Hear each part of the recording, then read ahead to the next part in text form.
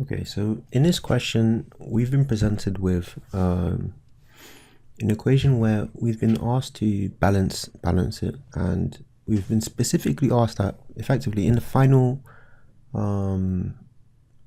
formula we need to have only whole numbers, right? So in our balanced equation.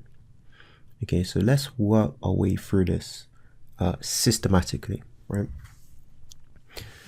The first thing I'm going to do to approach this, and we've got this is more about balancing equation, but on the reaction side you can see we've got effectively sulfuric acid and magnesium hydroxide reacts to form the products. We've got salt and water, right? So it's more or less a neutralization reaction.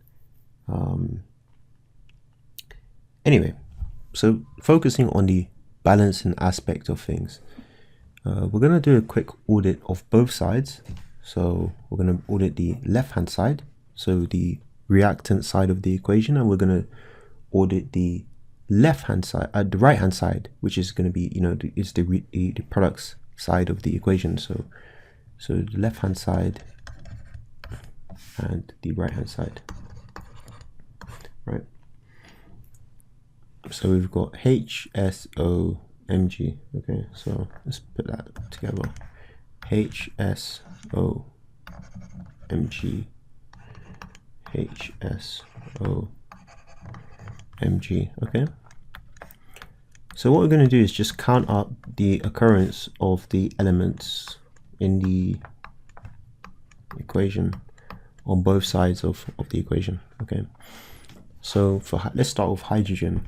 So on the left hand side, so we've got H2 and then we've got OH2. So you can see that effectively you've got 2 plus 2 for hydrogen, which is going to be 4, right?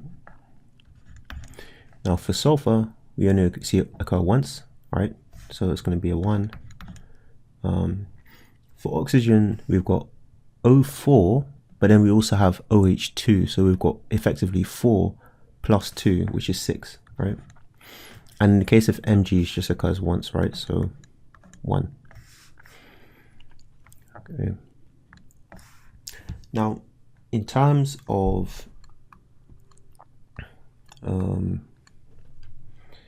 the right hand side of the equation, we've got hydrogen, so we've got H₂O, right? And that's the only species in which the hydrogen occurs. So we can just say, well, we've got 2. And for sulfur, it only occurs in the MgSO₄, so we can say that's 1. For oxygen, we've got 4 plus 1, so that's going to be 5. And for Mg, we've got 1, right? So it occurs once. So what can we see here? We can see that effectively the Mg is balanced somewhat, and so is the sulfur, but the hydrogen is not, and the oxygen is not, right? So one of the things we can try and do is get the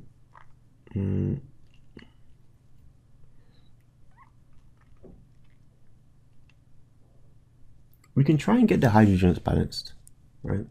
And on the left hand side, we do have more hydrogen, and so if we were to put a 2 in front of the H₂O, the hydrogens would balance, and actually if we did that, the oxygens would also balance, right? Because we would be increasing our hydrogens by 2, right? Which we get from 2 to 4. For the oxygen, you can see it occurs once in the H₂O. If you put a 2 in front of it, the oxygens overall is going to increase by 1, which is going to make it O6. So let's do that and see what we actually get after doing so. So that effect, let's put the new equation in writing. So that's going to give us H₂SO₄ plus MgOH2 produces MgSO₄ plus, and then this is where I add our 2, right? So 2H₂O, okay?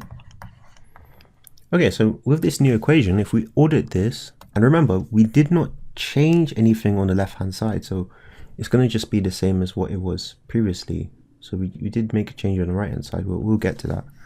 So for left hand side, we're going to have effectively just exactly what we had there, but right, so H₂SO₄ Mg, the values, right, it's just going to be the same, so 4 1 6 1. Okay, now for on this right hand side, H₂SO₄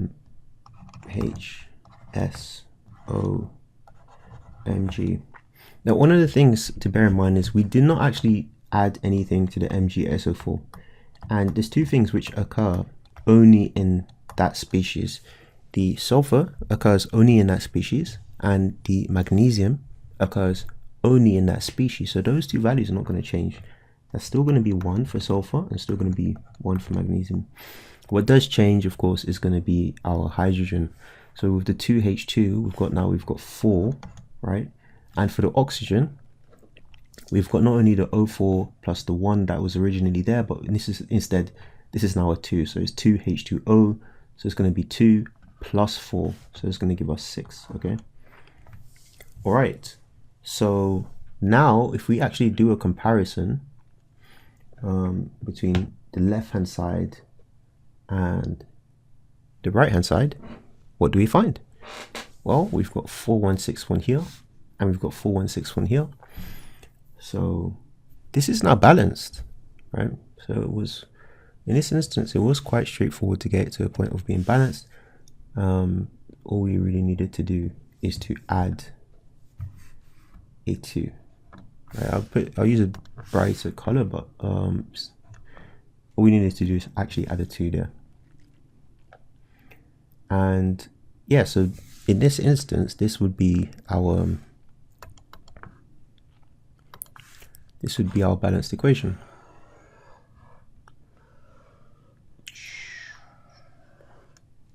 All right.